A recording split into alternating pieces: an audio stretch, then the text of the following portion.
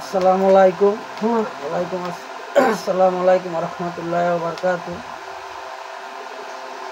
প্রিয় দেশবাসী, আপনাদের প্রতি কিছু কথা বলছি আজকে।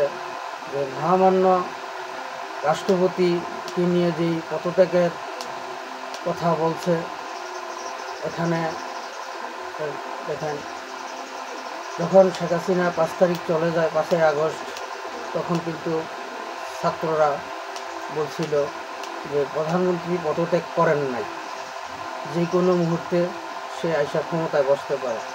তাই তার আলটিমেটাম দিয়েছিল 24 ঘন্টার মধ্যে সংসদ ভেঙে দেওয়ার জন্য। তাহলে এখানে বোঝা যাচ্ছে যে রাষ্ট্রপতি মিথ্যা কথা বলেন নাই।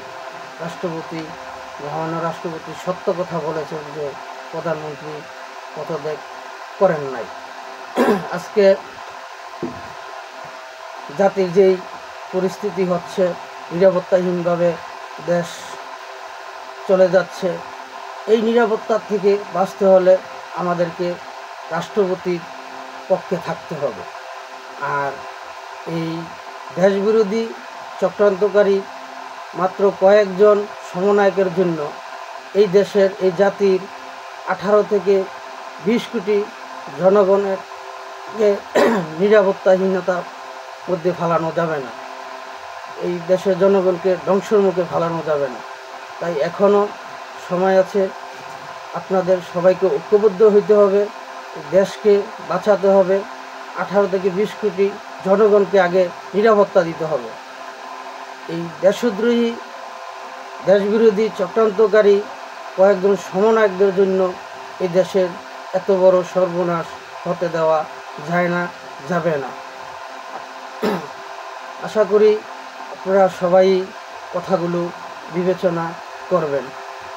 কারণ আজকে বলছে মহামান্য রাষ্ট্রপতি মিথ্যা বলছে। আসলে না, মহামান্য রাষ্ট্রপতি সত্য বলছেন।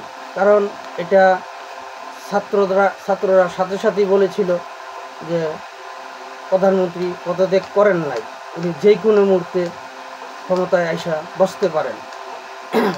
সেজন্য তারা 24 ঘন্টা আলটিমেটাম দিয়ে সংসদ ভাঙাইছিল।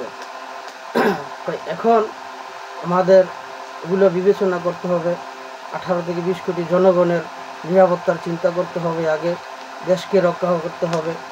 দেশ থাকলে, জাতি থাকলে, জাতির সম্মান থাকলে, জাতির নেতার সম্মান থাকলে আপনার আমার সবার সম্মান থাকবে, দেশের সম্মান থাকবে। দেশের জাতির যদি সম্মান না থাকে, নেতার যদি কোনো সম্মান না থাকে, তাহলে ভবিষ্যৎ যারা নেতা হবে বা হতে চাচ্ছে তাদেরকেও কেউ কোনোদিন সম্মান করবে না। তাদেরকেও এরকমই ঠিক বঙ্গবন্ধুর মতো তাদেরকেও লাঞ্ছিত করবে। তাই আমরা চাই না যে এই দেশের জন্য যারা দেশের স্বার্থে রাজনীতি করে, জনগণের উন্নয়নের রাজনীতি করে, তারা আর লাঞ্ছিত হোক এরকম দেশ বিরোধী চক্রান্তকারীদের কাছে। এটাই আমার দেশের জনগণের কাছে প্রত্যাশা। সবাই ঐক্যবদ্ধ হয়ে এই দেশ বিরোধী চক্রান্তকারীদেরকে রুখে দিতে হবে এবং তাদের বিরুদ্ধে আসতে হবে, দাঁড়াতে হবে দেশের পাশে, জনগণের স্বার্থে, উন্নয়নের স্বার্থে। আজকে আওয়ামী লীগ বলেন, বিএনপি বলেন, জাতীয় পার্টি বলেন, যারাই আছে তারা এই দেশ জন্য ভালো মন্দ মিলাই করছে। একটা দেশ পরিচালনা করতে গেলে ভালো মন্দ দুইটাই থাকতে হয়, থাকবে, এটা স্বাভাবিক। তবে এখানে সাধারণত আমরা যা দেখতে পাচ্ছি, যা বুঝতে পারতেছি, মাত্র কয়েকজন লোকের জন্য এই দেশটাতে এত বড় একটা বিশৃঙ্খলা সৃষ্টি করা হয়েছে। এখানে 18-20 কোটি মানুষের জনস্বার্থের জন্য এগুলো করা হয় না। যদি করা হইতো তাহলে তারা আজকে এই অন্তর্বর্তী সরকার গঠন করার পরে তারা আগে দ্রব্যমূল্যের নিয়ন্ত্রণ করত, দেশের জনগণের কল্যাণের কাজ করত। তারা কি করছে? আইসাই তারা আপনার 71-এর স্বাধীনতাকে অস্বীকৃত করার চেষ্টা, তারপরে মুক্তিযুদ্ধের চেতনাকে অস্বীকৃত করার চেষ্টা, বাংলাদেশ আওয়ামী লীগকে নিষিদ্ধ করার চেষ্টা, এগুলাতেই বোঝা যায় স্পষ্ট যে তারা দেশের ভালো চান না।